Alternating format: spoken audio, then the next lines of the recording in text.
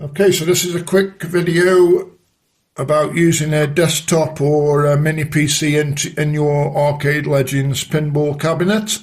There's a lot of people that use a desktop or tower PC externally. I've chosen to use a mini PC internally. Space is quite limited in here. I would imagine you could strip down a desktop PC and maybe get it to fit in here, but I'm not choosing that option. It's only using a 1080p playfield for the standard Arcade Legends pinball variant, which is what I've got. So I have no need to do 4K. So this mini PC here is perfectly adequate for that. What you'll need to get is a PC that does have a decent enough internal graphics, onboard graphics, integrated graphics, however, whatever you want to call it. And this one is a B-Link SE7.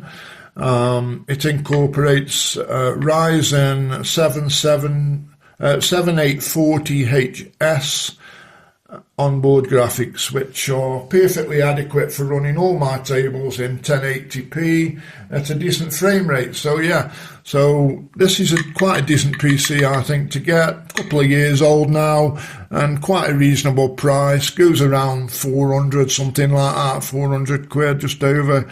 And these are the connections in the back of that. So I've got an on-the-go cable here, USB, which connects to the top on-the-go port of this cabinet.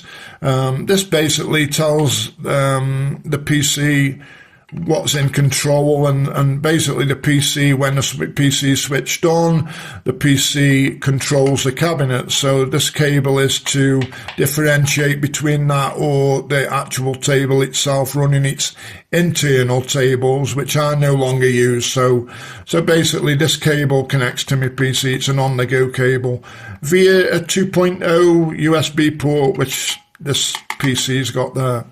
This one here is also a USB 2.0 port. I've got a splitter cable connected to this, giving me access to two USB-A cables, which I've connected to this, and then to the front of my cabinet, where I fitted a dual port USB panel mount.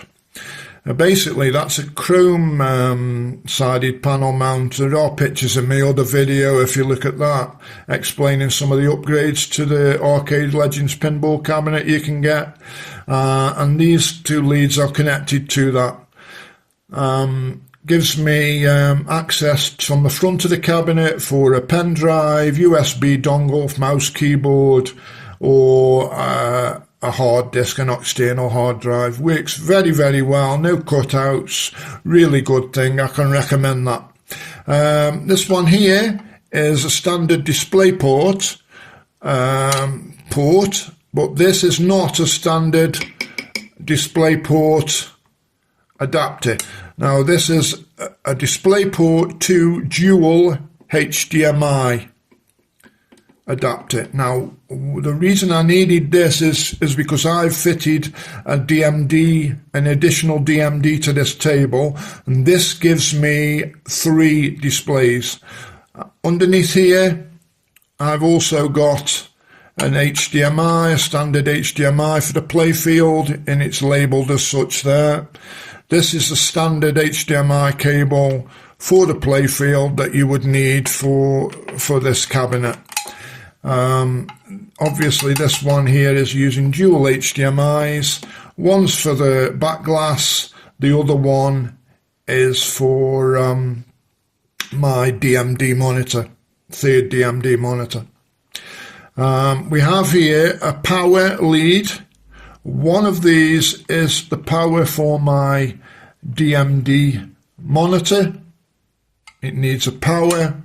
And one of them is a power for this dual HDMI port, which I need for my 3 monitors. Now, it needs power because it needs to have sufficient oomph to be able to push that signal through to these 2 displays when needed.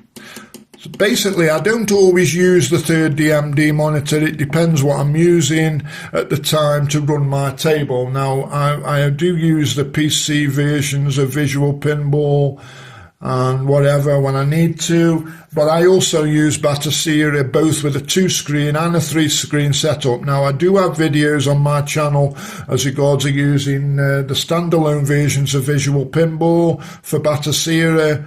If you want to check those out, it's up to you. But yes, these enable me to do that. So basically, that's the standard connections I've got attached to my PC.